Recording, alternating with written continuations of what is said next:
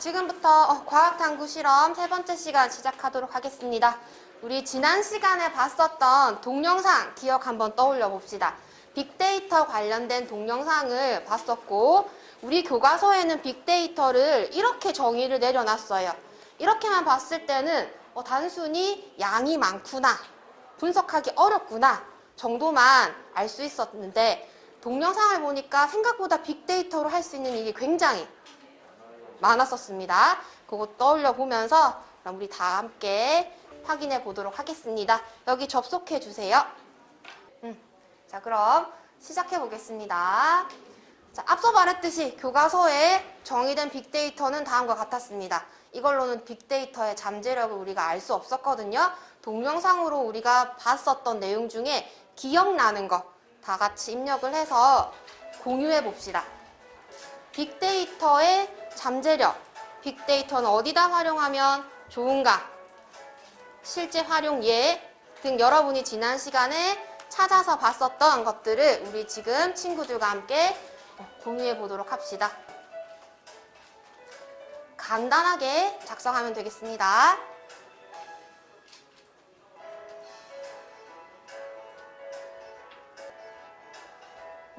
자, 결과 보겠습니다. 자, 좋은 얘기들이 많이 나왔습니다. 글씨가 좀 작긴 한데 여러분들 화면에도 다 보일 테니. 자, 여기 상황에 따른 수요랑 예측이라는 글이 있는데 이거 작성한 사람 구체적으로 설명 한번 해볼까요? 솔빈이. 이제 빵집 같은 데서 날씨나 아니면 또 계절 같은 상황에 따라서 누적된 데이터를 봤을 때 수요량을 예측할 수 있고.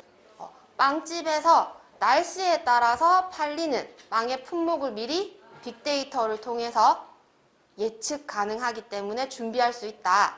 빵집 사장님들께 많은 도움이 되겠네요.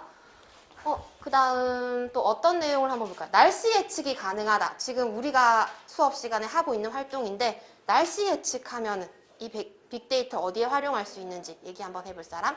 승진이 해볼까? 기상청에서 환자에게 날씨 예보를 할 수 있습니다. 날씨 예보. 누적된 자료를 통해서 우리 뭐 할 수 있다? 앞으로 예측을 할 수 있기 때문에 예보가 가능한 겁니다. 실생활에 빅데이터를 그동안 많이 쓰고 있었고 또 앞으로 어떻게 써야 될지 고민해 볼 수 있었습니다.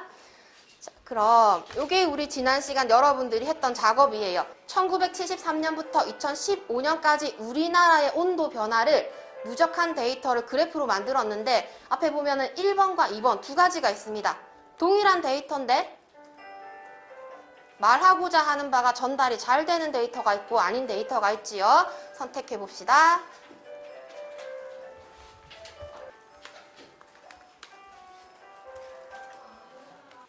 봅시다. 당연히 두 번째 그래프가 훨씬 더 전달이 잘 되었습니다.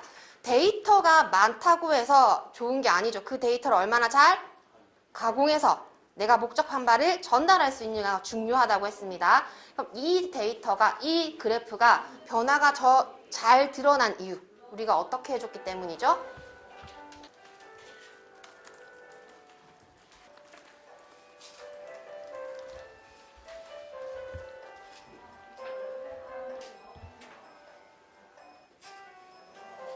결과 바로 확인해 볼게요.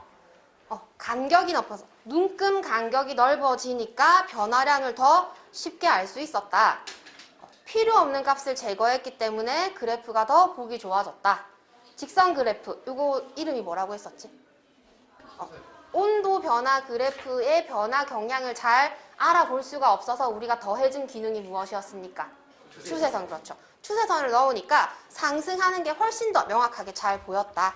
그래서 데이터가 많은 걸 분석해서 표현할 때 우리가 의도한 목적이 드러날 수 있도록 하는 것도 중요하다. 요걸 지난 시간에 했었습니다. 자, 그러면 오늘은 교과서 100페이지, 101페이지를 확인해 주세요.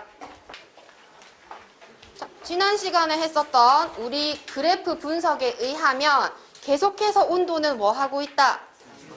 상승하고 있습니다. 기온을 왜 조사해봤느냐? 자, 지금 현재 계절을 기온을 기준으로 구분하고 있다고 합니다. 어떻게 하느냐? 여름 같은 경우는 어떻게? 기준이 뭡니까? 평균 기온이 20도 이상일 때 여름이라고 정의를 내리고요. 겨울은요?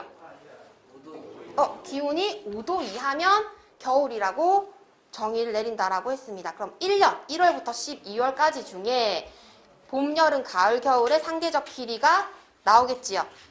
그런데 여러분이 분석한 자료에 의하면 기온이 상승함으로, 즉 기준이 지금 바뀌고 있습니다. 교과서에 미리 예측 자료를 작성해 보고요. 오늘의 할 일입니다.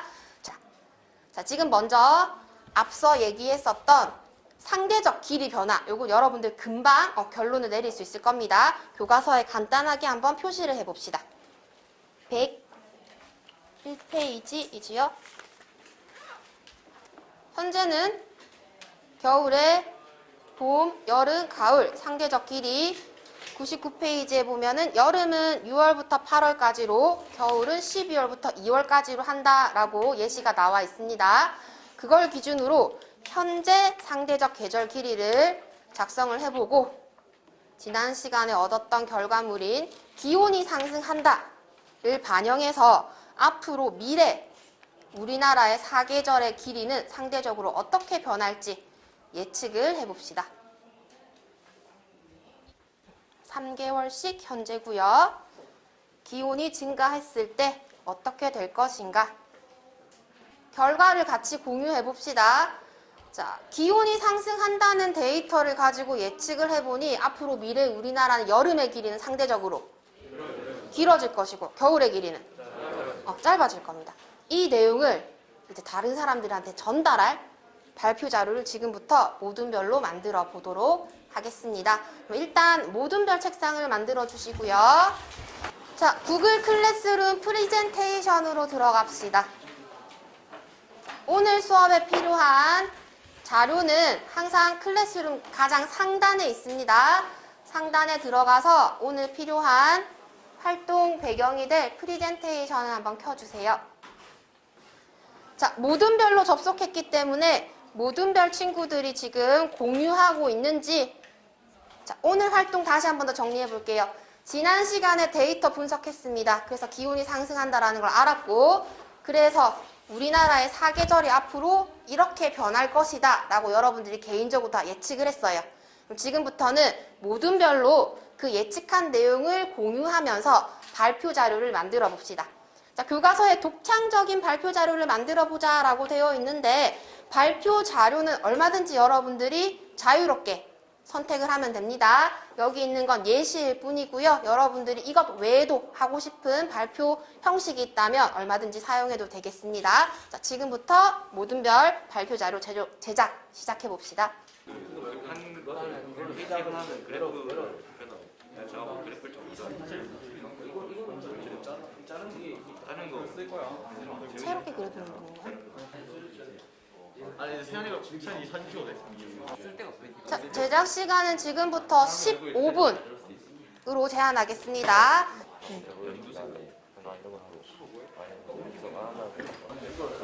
제외할 수 있지 않을까 해서 이렇게 만들었다. 이러면 되겠지. 걱정은 해보자.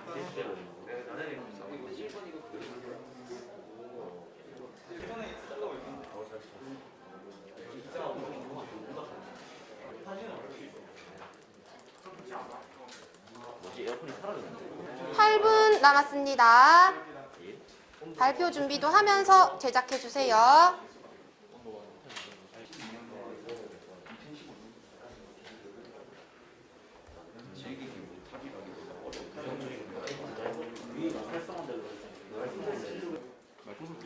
자, 3분 남았습니다. 에어컨 회사가 좋을 것이다. 뭐가도 되고. 자, 발표할 자료는 슬라이드 첫 장으로 만들어주세요.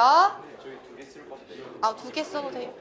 자, 시간이 종료되었습니다. 그럼 지금부터 발표를 시작을 할 텐데, 자, 다시 책상 원위치로 돌리고, 다른 모둠의 발표를 한번 들어보도록 하겠습니다. 자, 발표하기 전에 하나 짚고 가야 되는 부분이 있습니다. 지금까지 우리가 기상청에서 제공한 30년간의 온도 변화 자료를 분석해 봤어요. 그래서 그래프로 만들어 보고 그 그래프의 내용을 잘 전달하기 위해서 그래프를 변형해 보기도 했습니다. 그 그래프를 분석해서 기온이 상승한다라는 정보를 얻었고 이 정보를 바탕으로 해서 다른 사람에게 알리는 발표 자료를 만드는 작업까지 했습니다. 우리 지금 해온 과정들 한번 되돌아봅니다. 마지막으로 한 이 발표는 앞으로 우리가 살아갈 시대의 중요한 기능이에요. 여러분들이 아무리 분석을 잘하고 연구를 열심히 했다 하더라도 다른 사람들에게 잘 전달할 수 있고 서로 의사소통을 할 수 있어야 교류가 생겨나면서 시너지 효과를 낼 수 있는 거거든요. 그래서 오늘 발표하는 태도와 방식을 눈여겨보고 친구들의 장점을 팅커벨에 선생님 올리면 기록해 주기 바랍니다. 그리고 나서 우리 그 자료 공유하면서 고쳐야 될 점 혹은 잘해서 칭찬할 점 같이 얘기해 보도록 하겠습니다. 자, 그럼 먼저 여기 접속을 해주세요. 팅커벨 창을 하나 띄워놓고 모든 별로 발표 인원만 나와서 발표를 시작하겠습니다.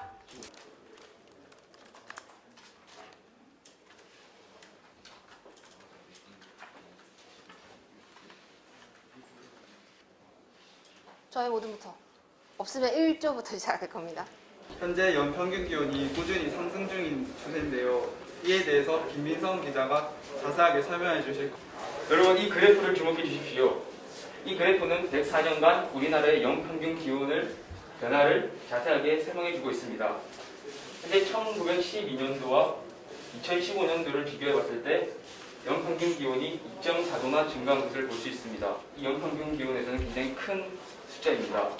이로 인해서 우리나라의 장점이었던 사계절이 뚜렷한 게 장점인데 그 사계절이 없어지고 여름이 길어지고 또 겨울이 짧아지는 이런 문제가 발생하고 있습니다. 이로 인해 벼농사나 이러한 것에서 굉장히 큰 타격을 받을 수 있을 것 같습니다. 네, 이렇게 연평균 기온이 꾸준히 상승하게 되면 문제점이 좀 많은 것 같습니다. 여러분도 연평균 기온을 꾸준하게 상승하지 않기 위해 노력을 좀 많이 기울여 주시면 감사하겠습니다. 이상으로 발표를 마치겠습니다. 뉴스 형식으로 해서 전달을 하고자 했네요. 자, 친구들 발표의 장점을 간단하게 팅커벨 보드에다가 기록을 하고 입력해 주세요. 1모듬은 할 필요 없고 다른 모듬만 같이 평가하도록 합시다. 자, 2모듬 준비해 주세요.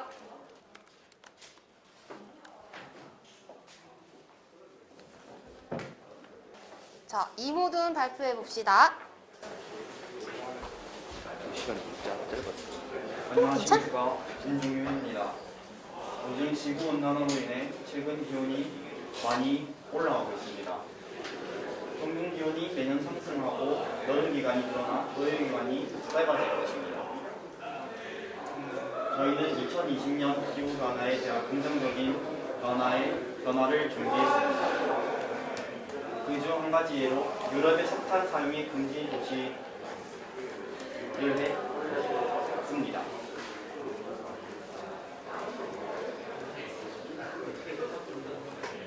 석탄의 연소는 전 세계 온도 상승의 가장 큰 원인이었습니다.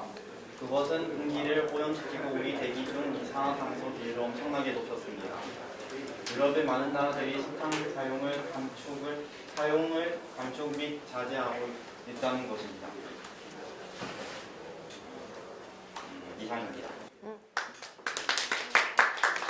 자, 이 모드는 온도가 상승하니까 아마 에어컨 판매량이 늘어나서 에어컨 회사들이 좋지 않을까 이런 생각을 했네요. 그러면서 동시에 기후 변화를 일으키는 원인을 해결하기 위해서 유럽에서 석탄 사용 금지했다라는 자료도 첨부해서 알려주었습니다. 자, 수고 많았습니다. 그럼 여러분들 친구들 이 모든 평가 남겨주세요.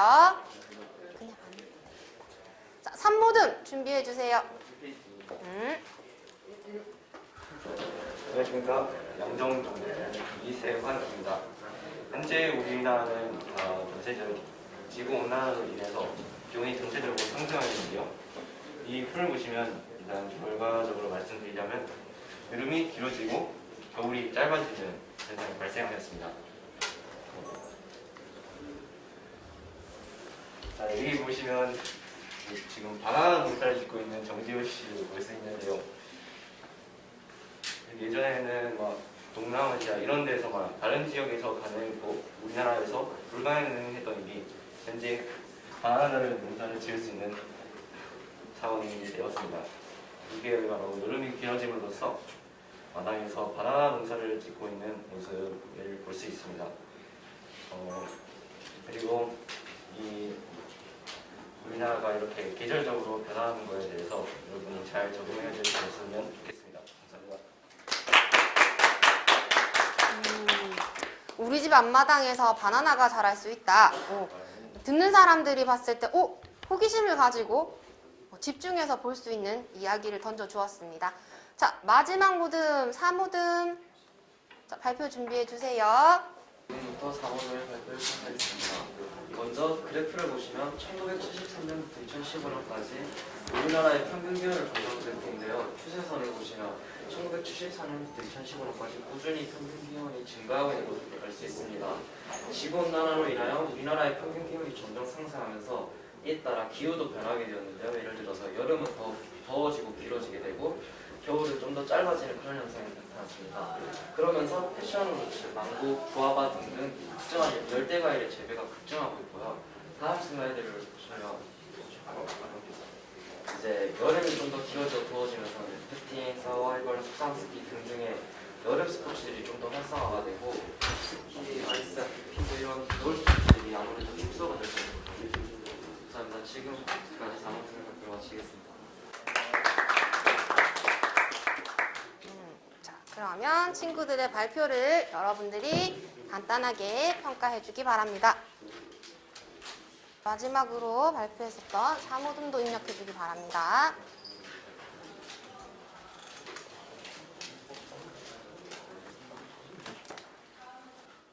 자, 그럼 같이 결과 한번 공유해 보도록 하겠습니다. 기후 변화로 인해 부정적인 영향을 그림 자료로 간단하게 발표했다. 적절한 사진을 잘 가지고 오고 발표에 열심히 임했다. 간결한 내용이어서 이해하기가 쉬웠다. 자, 우리 사전에 얘기했었던 발표를 잘 전달하기 위해서 고려해야 하는 사항들을 여러분들이 생각을 잘 하고 적용시켰기 때문에 친구들로부터 이렇게 긍정적인 피드백을 받을 수 있었던 것 같습니다. 자, 교과서 102페이지 아래쪽에 지금까지 우리가 3시간에 걸쳐서 자료를 분석하고 표현하는 방법에 대해서 같이 고민하고 실제로 적용해 보았습니다. 이 3시간 동안 배운 내용을 내가 충분히 숙지했는지 자기 평가를 한번 해보려고 합니다. 102페이지 가장 아래쪽에 자, 첫 번째 항목 관측 자료를 활용하여 한반도 기온 변화 경향을 파악하여 계절 변화를 예측할 수 있다. 우리가 구글 클래스룸 시트를 이용해서 빅데이터를 활용해서 그래프도 그려보고 그 그래프의 내용을 변화시켜 보기도 했습니다. 충분히 내가 이 자료들을 잘 활용할 수 있었는지 대답해 보도록 합시다.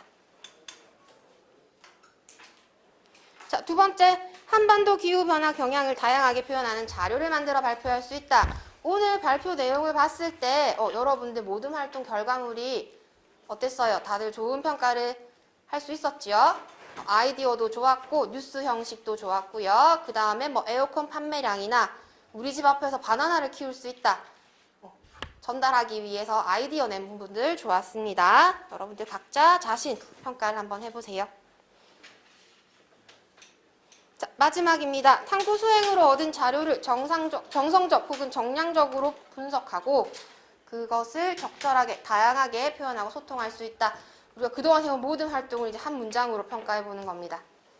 자, 앞으로 유사하게 이런 빅데이터가 제공되었을 때 내가 목적에 맞게 활용해서 발표 자료를 만들 수 있는지 한번 생각해 봅시다. 자, 체크해 보면 됩니다. 자, 3시간 동안 굉장히 수고 많았고요. 자, 다음 시간에는 이러한 활동을 모두 활용해서 문제를 해결할 수 있는 프로젝트 활동을 시작해 보려고 합니다.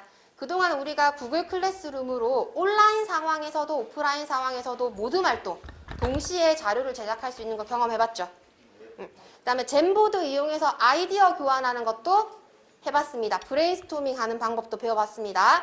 그리고 이렇게 마지막으로 프리젠테이션 하는 것까지 연습을 해봤으니 다음 시간은 자유 주제로 문제를 해결하는 프로젝트 활동을 진행해 보려고 합니다. 자, 1시간 동안 수고 많았습니다.